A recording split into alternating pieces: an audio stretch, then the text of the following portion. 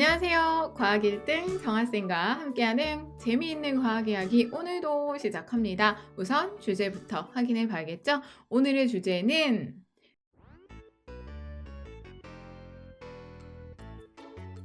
빈 페트병을 부풀려라 입니다. 자, 우리 친구들 혹시 냉장고에다가 음료수를 먹다가 조금 남았는데 넣어놓은 적 있으세요? 그렇게 넣어놓게 되면 페트병이 살짝 쿵 찌그러진 거, 찌그러진 거 본 적 있을 건데 이 페트병 왜 찌그러진 거지? 그 페트병을요 또 다시 반대로 꺼내 놓습니다. 바깥에 꺼내 놓으면 원래대로 돌아와요. 이게 무슨 일이야? 신기한데 오늘은 그 원인에 대해서 알아보도록 할 거예요. 자, 그럼 지금부터 본격적인 이야기 시작해 보도록 할까요? 첫 번째 핵심. 기체의 온도와 부피에 대해서 기본적인 정리를 먼저 해보도록 할 거예요. 우선은 여러분들 항상 조건이 들어갑니다. 압력이 일정할 때라는 조건 기억하세요. 온도와 부피 관계에서는. 다시 한번 뭐라고요? 뭐가 일정하다? 그렇지, 압력이 일정할 때. 압력이 일정할 때 온도가 낮아지면은 기체의 부피도 감소합니다. 반대로 압력이 일정할 때 이 조건 꼭 기억하시고 기체의 온도가 높아지면은 기체의 부피도 같이 증가합니다.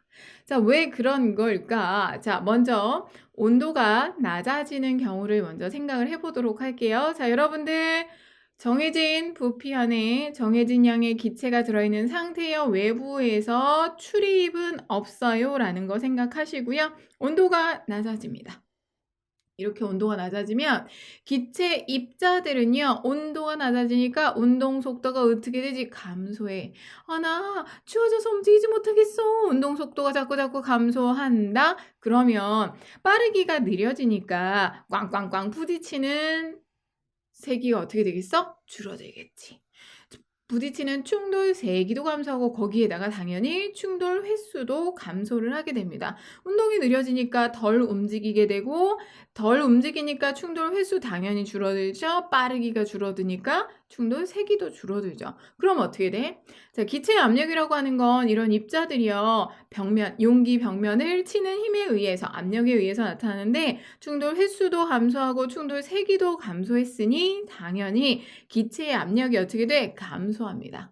빵빵빵빵 쳐내는 힘이 약해지는 거죠. 그런데 그 용기, 그릇 바깥쪽의 압력은 변함이 없단 말이야. 늘 언제나 똑같이 현재 그 상태 그대로니까 안쪽의 압력만 감소하고 바깥쪽은 그대로면 결국은 바깥쪽에서 누르는 힘이 상대적으로 큰 거죠. 그래서 찌그러진다. 기체의 부피가 감소합니다. 외부 압력과 내부 압력이 같아지는 상황까지 같아지게 돼요. 부피가 감소하게 돼요. 오케이? 자, 반대로 온도가 증가할 때 생각해 볼게. 온도가 증가하면 온도가 높아지네. 입자들의 운동 속도는 어떻게 될까?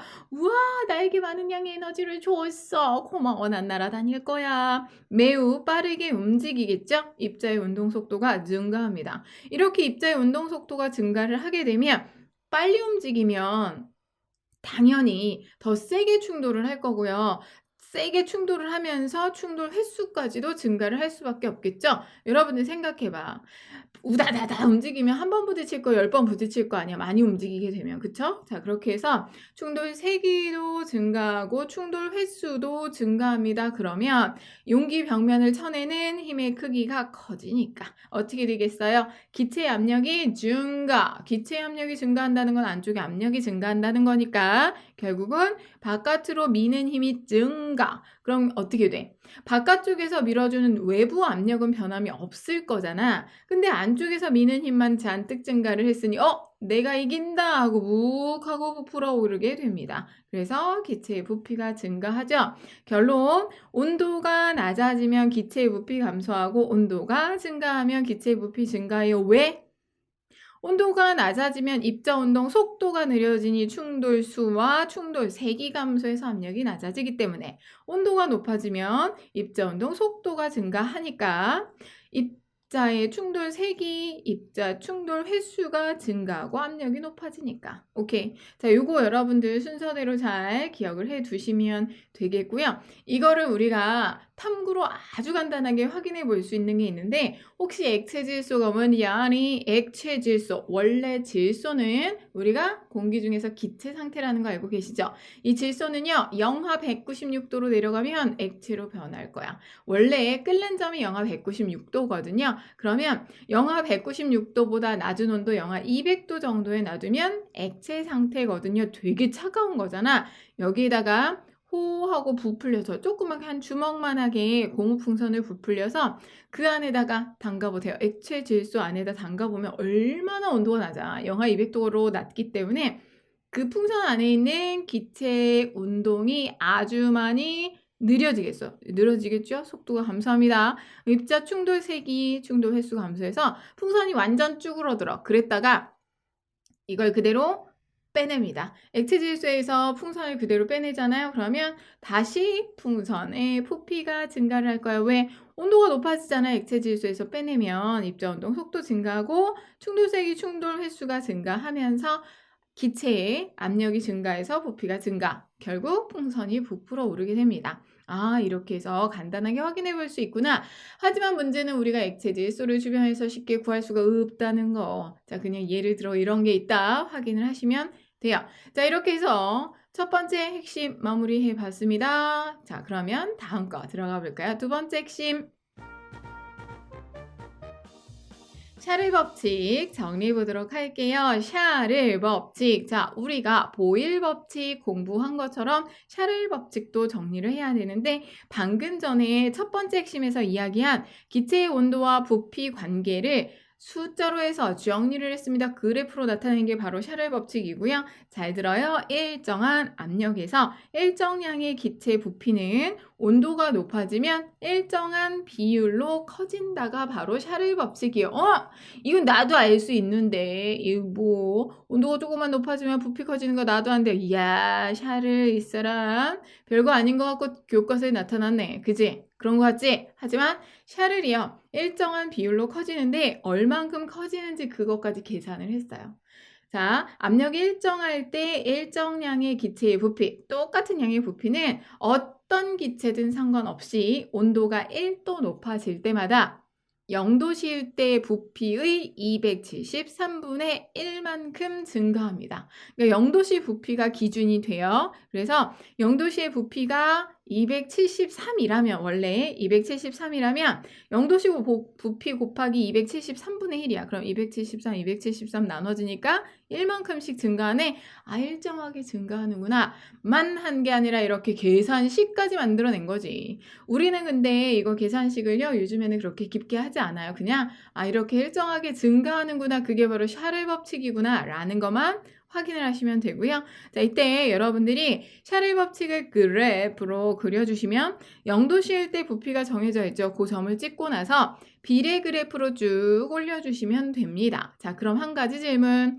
0도씨일 때 점을 찍었잖아요. 그 상태에서 마이너스로 내려가 보죠. 온도가 마이너스가 되면 비례 그래프니까 다다다다 내려가다가 결국은 0에 닿을 때가 있겠죠. 기체의 부피가 0인 순간이 그래프상에는 나타날 거예요. 그런데 실제 기체의 부피가 0이 될 수는 없어요. 왜? 기체 알갱이가 가지는 크기가 있는데, 기체 입자가 가지는 크기가 있는데 그거 무시하고 0이 될 수 있겠어? 그냥 이론상으로만 그래프가 그렇게 나타나는 거고, 우리가 중요하게 생각해 주셔야 할 건 온도가 높아지면 일정 비율로 부피가 커진다는 거 잊지 마십시오. 아셨습니까? 이게 바로 샤를 법칙. 자, 여러분들 보일 법칙과 샤를 법칙을 잘 구별을 하셔야 하는데, 보일 법칙 같은 경우는 온도가 일정할 때 압력과 부피를 곱한 값이 늘 언제나 일정해요. 그래서 처음 압력과 처음 부피 곱한 값하고 나중 압력과 나중 부피 곱한 값이 같죠? 샤를 법칙은 압력이 일정할 때야. 압력이 일정할 때 온도가 높아지면 기체의 부피가 증가합니다. 온도가 낮아지면 기체의 부피가 감소합니다. 요거를 여러분이 보일 법칙과 샤를 법칙 잘 구별해서 기억을 하시면 좋을 것 같고요. 자, 여기까지 두 번째 핵심 마무리 지었다. 이제 세 번째 핵심 넘어가야겠죠. 세 번째 핵심. 샤를 법칙과 관련된 현상입니다. 자, 샤를 법칙, 샤. 선생님 이거 샤를 법칙 할 때마다 발음이 왠지 되게 굴리는 것 같아. 미안해. 샤를 법칙과 관련된 현상 여러 가지 알아볼 건데요. 자, 여러분들이 선생님 기본 원리만 알려줘도 저희 다 아는데요 하는 친구들, 샤를 법칙과 보일 법칙은 꼭 섞어놓고 골라내세요 문제가 되게 많이 나와. 그래서 좀 알고 계시는 게 좋습니다. 자, 머릿속에 샤를 나오면요 온도가 달라져 라는 걸 기억을 해내세요. 자, 1번부터 생각을 해볼게요. 열기구 속의 공기를 가열하게 되면 열기구 속의 공기가 뜨겁게 가열이 되면서 어떻게 되지? 입자운동 속도가 증가하니까 충돌 세기, 충돌 횟수 증가하니까 기체 압력이 커져서 부피가 증가해. 질량은 그대로인데 부피만 증가하면 밀도가 작아지는 거죠. 가벼워져요. 그래서 위로 떠오릅니다. 자, 이 내용은요. 나중에 여러분들이 밀도라는 특징을 공부를 하게 되면 조금 더 쉽게 이해를 하실 수 있을 거고요. 자, 다음 두 번째. 여름철에는 겨울보다 자동차 타이어에 공기를 적게 넣는다. 자동차 타이어 공기압이라는 게 있어요. 그래서 타이어에 들어가 있는 공기의 양이 적당해야 자동차가 잘 굴러가고 기름도 적게 쓰고 한대요. 그런데 여름철은 겨울철보다 훨씬 적게 넣어줘요. 왜냐하면 여름에는 뜨거워. 우리나라도 뜨겁죠. 생각보다 많이 덥지. 그지? 막 40도 올라가잖아. 그런데 이렇게 온도가 높으니까 타이어 안에 공기 온도도 높아지겠죠. 그럼 입자 운동이 활발해지면서 충돌세기, 충돌 횟수 증가하니까 압력이 높아져서 부피가 커지잖아. 너무 많이 만약에 겨울과 똑같이 뺑뺑하게 넣어주게 되면 빵 터질지도 몰라. 그래서 겨울에는 조금 적게 넣어줍니다. 여름에는 뭐래? 겨울 큰일 날 뻔했네. 여름에는 적게 넣어줍니다. 공기를 적게 넣어줘요. 알겠습니까? 여름에는 자동차 타이어에 공기를 적게 넣는다. 잊지 마시고요. 자, 다음 넘어갈게요. 샤를 법칙과 관련된 현상 알아봅니다. 1번부터 차근차근 살펴볼까요? 열기구 속의 공기를 가열하면 열기구가 위로 떠오릅니다. 왜? 자, 열기구 안에 공기가 들어있죠. 이 밑에 가열하는 거 우리 친구들이 열기구 봤으면 알 거야. 가열을 하게 되면 어떻게 돼? 온도가 높아지니까 입자 운동 속도 증가, 입자의 충돌세기, 충돌 횟수 증가해서 기체 압력이 어떻게 되겠어? 증가하겠죠. 그러면 얘가 북 하고 열기구를 조금 부풀게 할 거야 위로 떠오르는 모습 관찰할 수가 있습니다. 자, 결국은 여러분 보세요. 가열에서 위로 올라갔잖아. 가열에서 온도를 변화시켰습니다. 두 번째, 여름철에는 겨울철보다 자동차 타이어에 말을 더듬었어. 타이어에 공기를 적게 넣어줄 거예요. 자동차 타이어에 공기를 적게 넣어주어야 여름에는 빵 안 터져. 왜? 여름에는 온도가 높잖아. 기본적으로 온도가 높은 데다가 자동차가 가면은 지면과의 마찰에 의해서 온도가 많이 높아지거든요. 그때 공기를 적당하게 넣어주어야 온도가 높아져서 부피가 커졌을 때 빵 터지지 않는 거죠. 자, 여름은 겨울보다 온도가 높아서 그래 온도에 관련된 이야기가 나오죠. 세 번째, 찌그러진 탁구공을 뜨거운 물에 넣으면 탁구공이 다시 펴진다. 찌그러진 탁구공 뜨거운 물에 넣을게요. 그러면 탁구공 안에 있는 공기의 온도가 높아지니까 입자운동 속도가 증가해서 충돌세기, 충돌 횟수 증가, 기체 압력 증가, 뽁 하고 부풀어 오르죠. 뜨거운 물에 넣었어요. 온도에 관련된 단어가 있죠. 또 유리컵이 겹쳐져서 빠지지 않을 때 아래쪽 유리컵을 따뜻한 물에 담그잖아. 그러면 폭 하고 쉽게 빠져요. 아래쪽 유리컵과 위쪽 유리컵 사이에 빈 공간에 공기가 있을 거 아니야? 따뜻한 물을 넣어서 요 온도를 높여주게 되면 폭 하고 압력에 의해서 빠집니다. 자, 여기서도 따뜻한 물에 담가주세요. 온도에 관련된 말이 있죠. 그리고 물이 조금 들어있는 페트병에 마개를 맞고 냉장고 속에 넣으면 페트병이 찌그러진다. 이거 아까 처음에 시작할 때 쌤이 얘기했던 거죠. 자, 여러분들 냉장고 속에 페트병을 넣게 되면 페트병 안에 공기가 온도가 낮아지죠. 그럼 온도가 낮아지면 입자 운동 속도가 감소하고 입자의 충돌세기와 충돌 횟수가 감소해서 안에 페트병 안에 기체의 압력이 감소를 하게 돼요. 그럼 바깥쪽은 그대로인데 안쪽만 감소하니까 상대적으로 바깥쪽이 커서 찌그러지는 거지. 자, 냉장고에 넣었어요. 냉장고라는 건 온도 낮추는 거니까 온도와 관련된 거구나. 이렇게 해서 여러분들이 여러 가지 샤를 법칙과 관련된 현상들 확인을 하시면 되는데, 샤를 법칙, 보일 법칙 구별하는 방법, 온도와 관련된, 내가 온도를 뜨겁게 해줬다, 차갑게 해줬다, 냉장고에 넣어서 식혔다, 이런 것들이 있으면, 온도가 변한 거에 대한 어떤 단어가 있으면 그건 샤를 법칙이에요. 그런데 온도에 관련된 말이 없네. 그러면 보일 법칙이야. 단 온도가 일정할 때 라는 조건이 들어가면 보일 법칙이겠죠. 압력이 일정할 때 라는 조건이 들어가면 샤를 법칙이겠죠.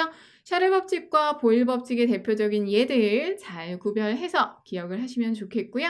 여기까지 오늘의 핵심 정리 이야기해봤습니다. 마지막으로 한 번 더 정리하기. 먼저 기체의 온도와 부피해서 시작을 했었죠. 온도가 낮아지면 입자 운동 속도가 감소해서 입자의 충돌색이 충돌 횟수 감소하고 압력이 감소해서 결국 부피가 감소하고요. 반대로 온도가 높아지게 되면 입자 운동 속도가 증가해서 입자의 충돌색이 충돌 횟수 증가하고 압력이 증가해서 기체의 부피가 증가합니다. 이게 바로 샤를 법칙인 거고요.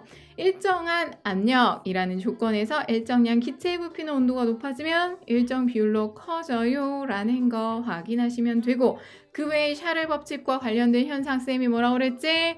온도와 관련된 단어가 들어가 있으면 샤를이야, 없으면 보일이야, 이렇게 구별하시기 바란다 라고 말씀드렸어요.